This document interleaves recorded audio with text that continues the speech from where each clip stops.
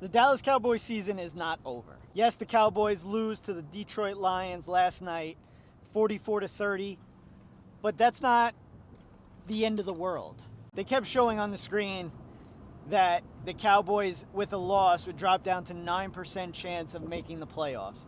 To me, I don't think that's right. Because when I look at the teams that are ahead of them in the playoff race, I see the Detroit Lions, who still have to play the Rams, who still have to play the Bears, who still have to play Pittsburgh.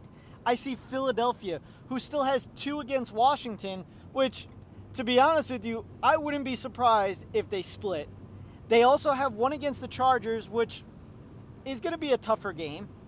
And they have 1 against Buffalo, which will be a tough game. Then you get Chicago. Yes, 9-3, number 1 seed in the NFC, but they still have to play Green Bay twice. And still have to play San Francisco and play Detroit.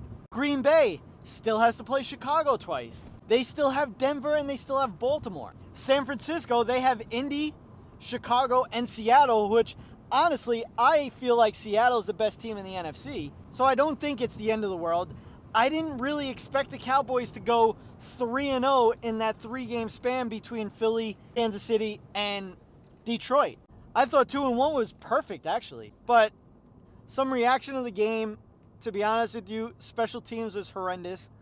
The fact that Detroit basically started every drive at pretty much the 45, it made it harder for the defense. And I don't know about anybody else, but Cavante Turpin is really getting on my nerves, mainly because not only did he 2 weeks in a row do the fake fair catch, penalty basically, and then on top of it, the guy cannot get past the 30 anymore for some odd reason. On offense, I actually feel like he's a liability. Surprisingly, all the banged up players that the Detroit Lions had, they all looked like they were 100% last night. The defensive line for the Cowboys, I felt like didn't get as much pressure as I thought they would have. I thought it was perfect because of the interior of our defensive line. I felt like that was the way to stop Jared Goff. Get pressure in his face. That didn't happen. George Pickens upset me last night.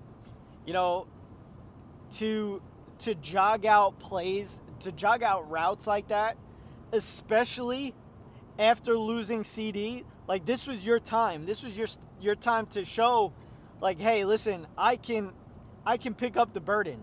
We saw it when CD was out, but last night it was just something weird about him. I don't know what was going on with him. He just looked uninterested.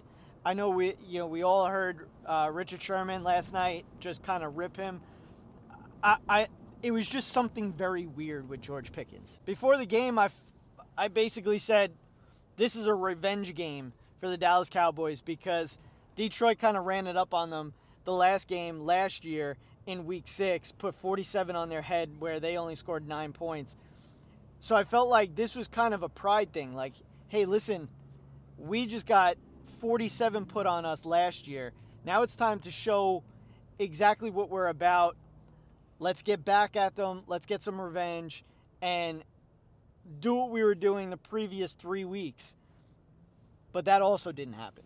The Cowboys, through the last 2 games against Detroit, gave up 91 points combined. Jake Ferguson was pretty much a liability last night.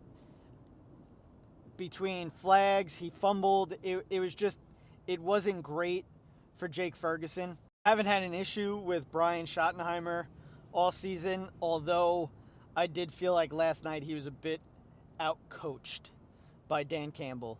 And I think that the Cowboys could have been a little bit more aggressive with some of the play calling, especially earlier in the game. This is a team, you're not playing the Eagles offense.